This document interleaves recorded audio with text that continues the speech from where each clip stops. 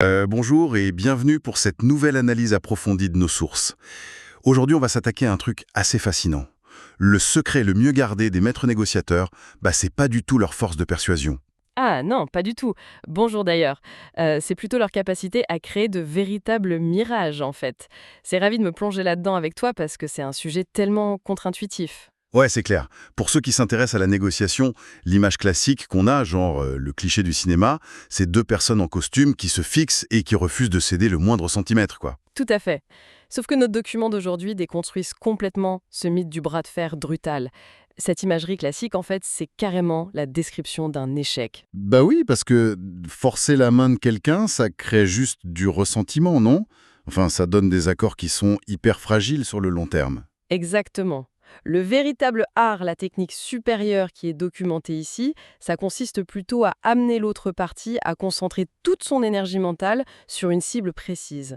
Une cible qui a été choisie exprès parce qu'elle n'a aucune importance stratégique. Et voilà, c'est ça notre mission aujourd'hui, décortiquer ce concept de la diversion ou la misdirection, comme ils disent dans les textes en anglais. Le but de cette plongée, c'est vraiment de comprendre comment gagner une négociation sans que l'autre s'en aperçoive. C'est de l'ingénierie de l'intention, ni plus ni moins.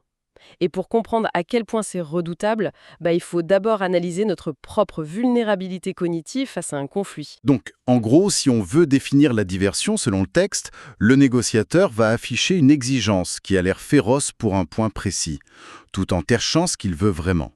C'est ça, c'est la création délibérée d'une asymétrie. On guide l'attention de l'interlocuteur exactement là où ça nous arrange. Ouais, l'analogie qui me vient tout de suite, c'est le tour de magie. Enfin, c'est vraiment la chorégraphie classique du magicien sur scène. Ah oui, la fameuse règle de la main gauche et de la main droite. Exactement. La main gauche, elle s'agite en l'air, elle prend toute la lumière des projecteurs, elle claque des doigts. Et pendant ce temps-là, tout le public est fasciné par cette main gauche. Et pendant ce temps, la main droite fait le vrai travail dans l'ombre. Bah oui, elle glisse la carte dans la manche ou elle sort la colombe, peu importe. Et dans nos documents, c'est exactement cette illusion d'optique qu'on applique à la table des négociations. On fait un bruit pas possible sur un point secondaire pour que le vrai mouvement stratégique passe inaperçu. Ce qui est fascinant ici du point de vue psychologique, c'est de voir pourquoi le cerveau humain tombe dans ce panneau. En fait, c'est lié à une limite physiologique qu'on appelle la surcharge cognitive. C'est-à-dire que le cerveau bug quand il y a trop d'infos. En gros, oui. Face à un contrat commercial super complexe, le cerveau cherche un point d'ancrage. Il est biologiquement incapable d'analyser de façon critique plein de variables en même temps. Donc la diversion exploite ça en saturant la vision avec un truc très chargé émotionnellement. On remplace la complexité par de l'émotion pure, genre une fausse urgence où on fait semblant d'être indigné. Voilà. Et ça active un autre raccourci dans notre cerveau qu'on appelle l'évaluation heuristique par le désir mimétique. Oula, attends, ça sonne compliqué ça. En termes simples, ça veut dire quoi pour ceux qui nous écoutent? Ça veut dire que notre cerveau reptilien observe l'intensité émotionnelle de la personne en face pour jauger si un truc a de la valeur ou pas. Si un négociateur tape du poing sur la table pour une clause, le cerveau en face court-circuite la rationalité. Ah d'accord, il se dit genre, ce truc doit valoir de l'or vu comment il se bat pour le garder. Exactement. Il déduit que la clause est inestimable juste parce que l'autre a l'air prêt à mourir pour elle. On confond complètement l'intensité théâtrale avec la vraie valeur de l'objet. C'est fou ça. Donc l'interlocuteur regarde même plus le prix ou les conditions importantes. Il a un effet tunnel absolu sur ce faux enjeu. Oui, sa perception est totalement faussée par la performance. L'humain donne de l'importance aux choses proportionnellement à l'effort que les autres font pour les avoir. Mais attends, j'ai quand même un gros doute là-dessus. C'est là que j'ai envie de pousser un peu le texte dans ses retranchements. Si on pousse l'autre à concentrer toute son énergie et sa hargne sur un faux enjeu, on risque pas de créer un blocage total? C'est une excellente question et c'est souvent là que les amateurs se plantent. Bah oui, parce que si je pose un os en plastique par terre et que je grogne devant un autre chien, le chien va pas reculer poliment. Il va mordre. Ça va finir en guerre de tranchées, cette histoire. C'est vrai. Et le blocage, c'est le mur que se prennent ceux qui imitent la technique sans comprendre la phase de résolution. Nos sources l'expliquent très bien. L'adversaire doit s'acharner, oui, mais il tape sur une forteresse que tu sais être vide. Donc, l'agressivité de l'autre, c'est pas un problème à éviter. C'est carrément le moteur du piège. Absolument. Il faut le laisser s'épuiser à attaquer des murs en papier mâché. Et le secret, c'est de maîtriser le moment exact où on laisse ces murs s'effondrer. La reddition planifiée, quoi. On fait genre on n'en peut plus et on lâche l'affaire. C'est toute l'élégance du concept. Après avoir résisté comme un fou, tu capitules. Tu soupires, tu dis qu'il faut bien avancer et tu cèdes ce faux point. Et là, la chimie du cerveau de l'adversaire bascule. Ah, je vois le truc. Le mec vient de passer 2 heures à se battre, il est stressé, et d'un coup, gros soulagement. Un soulagement neurochimique massif, oui. Son ego est flatté à mort, il pense qu'il a eu une victoire éclatante grâce à son intelligence. Il pense avoir tordu le bras de l'autre, alors qu'en fait, il a gagné une coquille vide. Mais du coup, qu'est-ce qui se passe pour le vrai enjeu? Eh bien, la tension redescend, le cortisol chute, et surtout, la règle de la réciprocité s'active. L'humain fonctionne sur l'équilibre des concessions. Vu que tu viens de faire un sacrifice soi-disant douloureux, l'autre se sent redevable. Il a une dette psychologique. Il va se sentir obligé de lâcher du lest sur le point d'après. C'est ça. Et ce point suivant, comme par hasard, c'est ton vrai objectif stratégique, celui qui était resté dans l'ombre depuis le début. L'épuisement cognitif plus le besoin de réciprocité, ça baisse complètement sa garde. C'est brillant. C'est du judo intellectuel. On utilise la force de l'autre pour le faire tomber exactement sur le matelas qu'on a préparé.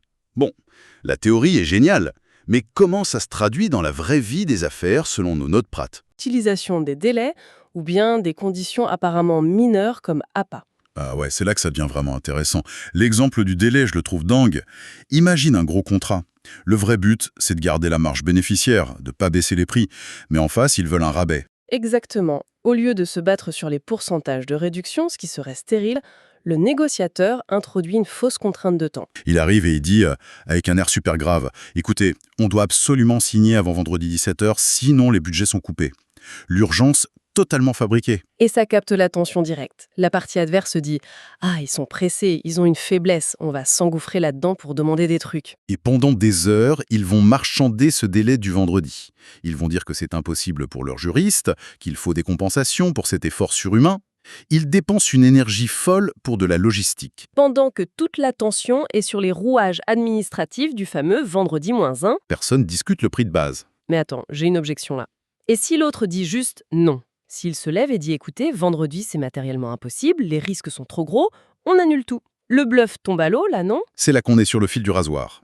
Les sources préviennent bien qu'il faut guider l'attention sans jamais créer de rupture définitive.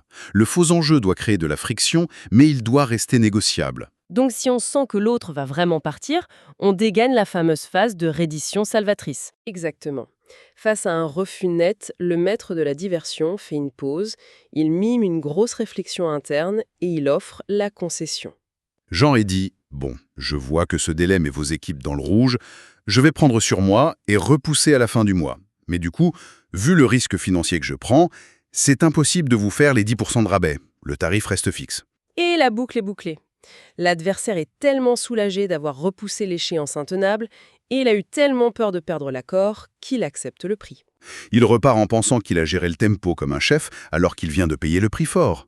Le calendrier a été acheté très cher pour protéger la marge de l'autre. L'illusion parfaite.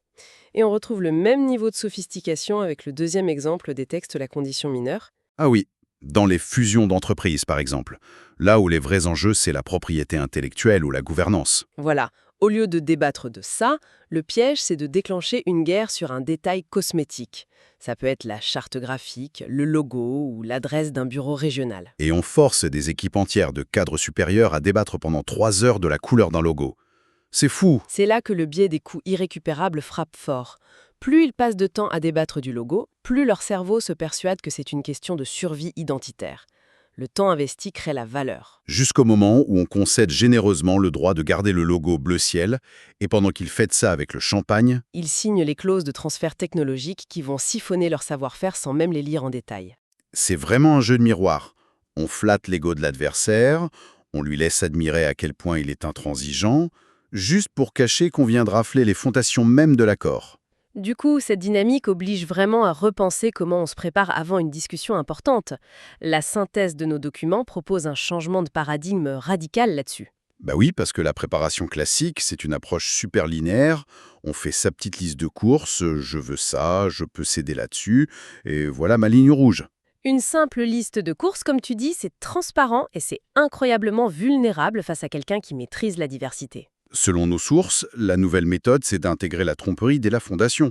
C'est plus juste savoir ce qu'on veut, c'est construire l'écran de fumée. La question centrale devient quels faux enjeux est-ce que je vais mettre en avant pour faire office de bouclier? Et ça demande de fabriquer un leurre sur mesure. Ouais, on peut pas juste prendre n'importe quoi au hasard. Faut que ce soit un point qui énerve assez l'autre pour qu'il se batte, mais dont on se fiche royalement en réalité. Et pour construire ça, il faut ce que le texte appelle l'empathie tactique. L'empathie tactique, donc, rien à voir avec le fait d'être gentil. Pas du tout. C'est comprendre intimement la psychologie de l'autre, quelles sont ses pressions de son côté, ses contraintes hiérarchiques, son ego. Un faux enjeu mal calibré, l'autre va l'ignorer et le piège combat l'eau.